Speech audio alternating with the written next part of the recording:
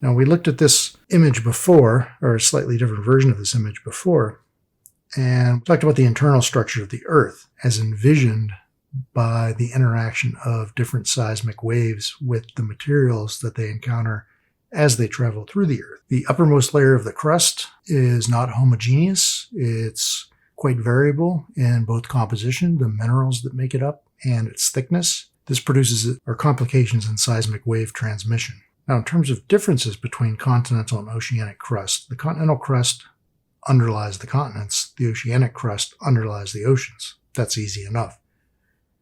This material differs, though.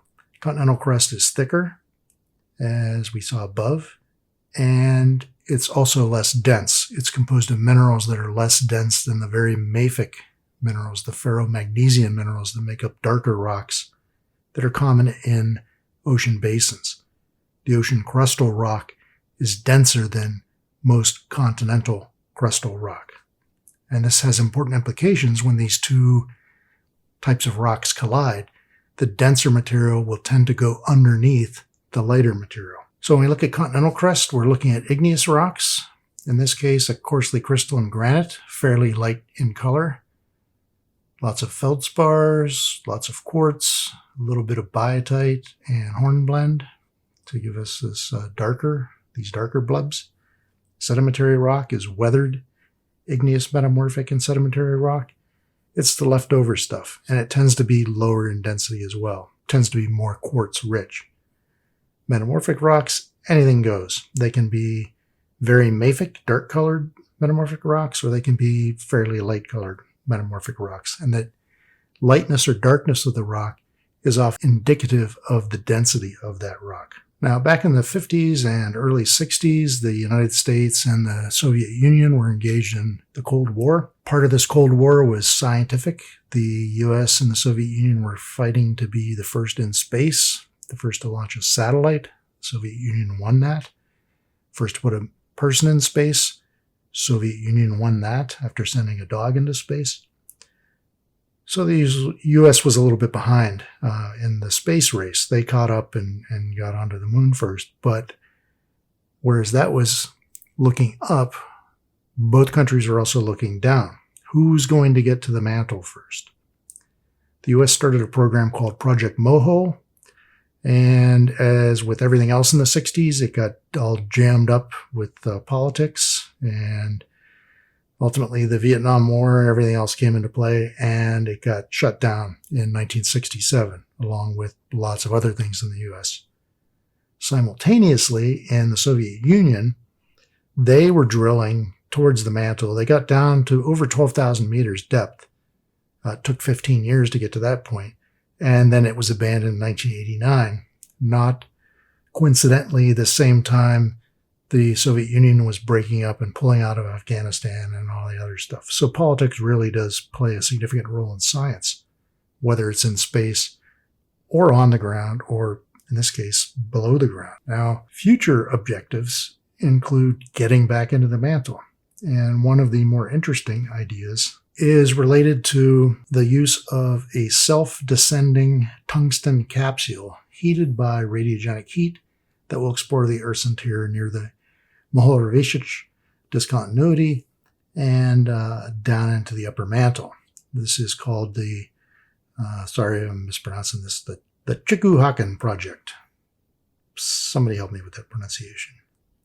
Where they're going to use a radioactive tungsten missile, essentially, that's going to melt its way through the mantle like a hot knife through butter. Now, we are interested in the behavior of the core. The behavior of the core relative to the mantle is what gives us the Earth's magnetic field.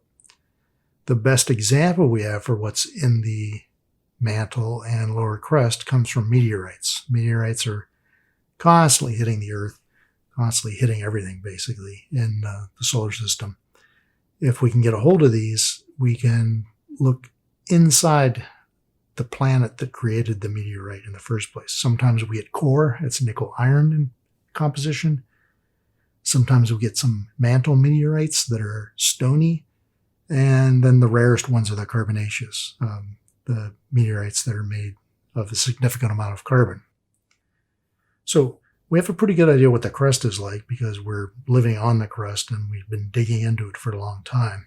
We have a pretty good idea what the mantle is like based on little bits of evidence that pop up occasionally and what we know about gravity and density and the behavior of seismic waves in those layers. But the core itself remains pretty much of a mystery, other than we're pretty sure it's mostly iron with a little bit of nickel. Now, this is important for plate tectonics in that the Earth generates a magnetic field. This magnetic field is ultimately going to be recorded by rocks as they pass the Curie point in their cooling history. Using this cooling and the locking in of the Curie point, we can determine when rocks were formed. So we can determine the age of bands of rock here using radiogenic techniques, and then using magnetic techniques quickly determine the age of surrounding rocks, whether they're the same or different. So here we have a global view of gravity anomalies. These anomalies showed very distinctly, very clearly, the plate boundaries. So here we have the Mid-Atlantic Ridge. Here we have the Scotia Trench. Let's see what else we have. The Puerto Rican Trench here. We have the Marianas Trench here, and so on and so forth. So these things show up very clearly. The Hawaiian hotspot here. They all show up very clearly as gravity anomalies because different types of rocks are emplaced in these different zones. Now, much of what we know about the mid-ocean ridges was learned initially during World War II. The Navy was using submarines to map the seafloor. This is in part for the war effort, in fact, in large part due to the war effort. But scientists ultimately get a hold of this information long after the war ends, in this case, such that by the early 1960s, scientists proposed that these linear volcanic chains that were observed by the U.S. Navy in World War II represent new seafloor that's being extruded like toothpaste coming out of a tube along the ocean ridges. This process was named seafloor spreading. One of the key lines of evidence for the seafloor spreading is related to the changing polarity of the rocks as you move away from the spreading center. That is to say, when rocks cool below 570 degrees centigrade, the Curie point for these rocks, they're going to lock in the magnetic signature at that time. So here we have a series of normal magnetic periods, normal meaning like today, versus reversals, when the north magnetic pole was in the south and the south magnetic pole was in the north. So we see these things flip and flop between normal, reverse, normal, reverse, normal, reverse, so on, all the way back as far as we have well-preserved rocks. What we can do, if we run that out like a tape player, is we see the production of new crust here. The mantle upwells beneath the spreading center. When that magma reaches the sea floor, or in the case of Iceland, reaches the Earth's surface and is blasted into the atmosphere, it's going to cool and move away from the spreading center. So it's going to cool and move this way. It's going to cool and move this way. And this is where we see magnetic anomalies, seafloor areas with high and low magnetic values, or positive and negative magnetic values. We can map this out in terms of age. This looks much better in color. There's a really nice color map on the second floor of geology. When we're allowed back in the building, we can all take a look at that. Although pretty sure you can Google it and find it online as well. Okay, so let's move back into time. Let's start with the Cambrian. 540 million years ago, this is our image of what the continents look like. We know very little about what's going on in the periphery here. By 400 million years ago, in the early Devonian, we can see continents becoming a bit more familiar looking. At least large pieces of today's continents are present by 400 million years ago. Now, one of the things to be concerned with if you're trying to reconstruct paleogeography is that latitude is pretty easy to determine. How far north or how far south are we? That's easy. That's related to the Earth's magnetic field. and we can tell where we are by the tilt of the magnetic field in those rocks. If you travel around the world this way, or this way, however, there's no change in the magnetic field, no predictable change in the magnetic field. That means longitude is not easy to figure out. In fact, it's very, very difficult to figure out in the past. Now, moving further ahead, we're out of the Permian, we're breaking up Pangaea, and we're getting towards the modern world, at least the world we recognize. 65 million years ago, we see India out here in what's going to become the Indian Ocean, moving very rapidly towards southern Asia here. And it's going to collide about 65 million years ago. So this isn't quite accurate. I'd put India much closer to Asia proper at this time. So we have a couple things happening at the same time here. We have India smashing into Asia, becoming part of Asia. We have the asteroid impact, which hits what's going to become Mexico right about here. And we have huge outflows of lava here in India, the Deccan Traps. So Deccan Traps, asteroid, collision with Asia, all at about the same time, all at the same time as the major extinction event at the KT boundary. Coincidence? Maybe not. When we look at the entire Earth as a series of plates defined by the mid-ocean ridge data, the magnetic reversal data, and lithologic data, we begin to see a very different kind of map. A map with some things familiar on display and other things that we don't see except for hard to get at scientific data. So here we see a series of plates, some large and some small, some very small. Plates that we've talked about already include the Pacific Plate. This is getting smaller all the time because it's being consumed by North America. It's being consumed by the Indian-Australian Plate, the Philippine Plate, and the Eurasian Plate.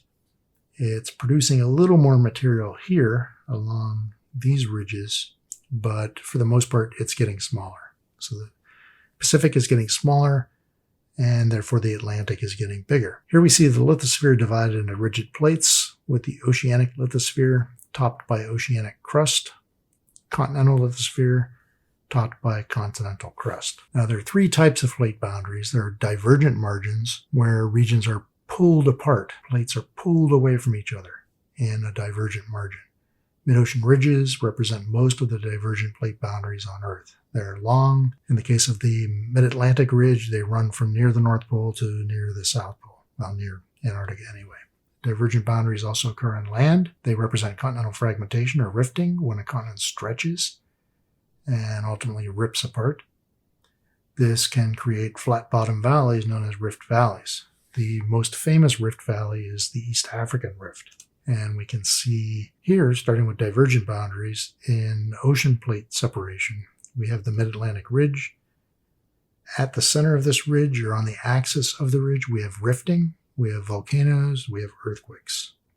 I was lucky enough when I was a graduate student to meet one of the first people, if not the first person, to dive down to one of these ridges, one of these rift zones, and observe what was happening down there. He went down in the Alvin, the submarine, in the 1970s, and was one of the first people to see what's going on here at these locations. This is Thingvellir in Iceland. This is the location of the Althing here. This Althing is the Icelandic Parliament. This was founded over 1,000 years ago. It's located right here in southwestern Iceland, right by the Atlantic Ridge, the rift of the Mid-Atlantic Ridge, which you can see here. So here's a waterfall pouring into the rift, and this is just a shot of me at the rift location where you can put your hand on the European plate and the North American plate, if your hands are as far apart as my hands anyway. Now, in other rift valleys, larger, maybe better known example of a rift valley, the East African Rift Valley, we can see the plates, the continental plates of Africa pulling apart. Now, this Rift Valley is important for more than just tectonic reasons. It's also where we as a species, or humans as a group of species, evolved over the last 4 million years or so. So we're going to zoom in now on this portion of East Africa, and we're going to look at the pulling apart of the Somali subplate from the African plate. Again, we're going to see rift valleys, volcanoes, and earthquakes here. The rift valleys are for the most part filled with water. Some of the deepest lakes in the world, Malawi, Tanganyika, are found in this rift valley, and they're essentially deep spots that are water-filled rifts. There are volcanoes here, Kilimanjaro we're all familiar with. Earthquakes, we don't think much about them, but they're a regular occurrence in this area. Here are some examples. This is the East African Rift. Again, this is where humans evolved, so we can consider it our ancestral homeland. Everybody, every human, ultimately comes from here. Then number 2, we have convergent margins. These are regions where two lithospheric plates are forced together. Deep sea trenches represent long, narrow, deep basins that are especially common along the margins of the Pacific Ocean. The discovery of these trenches demonstrated that seafloor is being consumed at deep sea trenches, and trenches are consuming this material as fast as it's being produced at the mid-ocean ridges. The sinking of an oceanic plate at a convergent margin is called subduction. The entire region that's being consumed or subsumed is called a subduction zone. And the real estate, the subducting plate that is sliding away into oblivion, is called a slab. Here we see a cartoon of this scenario. We have a trench here, the center of the image. On this side, the left side of the image, we have an approaching piece of oceanic crust that's going to run into continental crust. The oceanic crust, being denser and thinner, is going to be forced underneath the thicker, more buoyant continental crust. The net result is this plate is descending and sliding, trying to slide beneath the continental crust. It's going to get hung up occasionally. And when it gets hung up, it's going to build stress and then eventually rupture. And that rupture is going to be an earthquake. In this case, if it's South America, the Chilean earthquake in 1960 is the largest recorded earthquake in human history. So the result of these types of boundaries include volcanic mountain chains, the Andes being the example from South America, folded mountains, the really contorted types of mountains we see in the Andes, and deep earthquakes. These deep earthquakes that aren't too deep tend to be the strongest earthquakes that we experience. So here we have a cartoon that specifies this scenario of South America. We have the Peru-Chile Trench here, again, oceanic plate here, the Nazca Plate sliding beneath the South American plate, which is continental crust. And just some scenic shots of the Andes. The Andes located right here under these clouds, and then right along the coast here, all the way up to Colombia, Panama, Costa Rica, Nicaragua, so on. The result is, because the wind is blowing predominantly in this direction, in this hemisphere, we have a very wet Amazon basin here, pop up to an average of about 4,000 meters, essentially the same as the highest point in Canada. And they can range up to around 23,000 foot, which is almost 7,000 meters in height. They block any moisture from reaching the other side of the continent. It all gets squeegeed out here along the east slope of the Andes and drains back into the basin. Down here, we have the wind change direction. It's now coming off the Pacific, and it's striking the Andes here, flowing back towards the Pacific. So we have very dry conditions, or relatively dry conditions here to the east, and up here to the west, again, depending on the predominant wind directions at both latitudes. Now we have convergent boundaries of two ocean plates. We get a slightly different outcome. Here are the Mariana Islands. One of the more famous ones that you're probably familiar with is Guam. It's a big U.S. territory or possession, whatever you want to call it. Way down to the south here, up to the north, the Mariana Islands are located just to the west of the Marianas Trench. This is the deepest point in the world's ocean, the Marianas Trench. The deepest specific point in the Marianas Trench is known as the Challenger Deep, the deepest point at the world's surface, that is, which is well below sea level. So we have the Pacific Plate sliding under the Philippine Plate here, generating the deepest trench in the world. Associated with this deep trench, we have a volcanic island arc, the Mariana Islands, and deep-seated earthquakes, very powerful earthquakes. There are not many people living here, so not such a danger to them. But the tsunamis that are generated by these large earthquakes spread out in all directions around the Pacific Basin. So anybody around the Pacific could be in danger from one of these large, deep earthquakes. Mariana Islands are located out here. They're the North and South Mariana Islands. Guam is located right around here, and the trench itself is located to the east of the volcanoes, so right about here.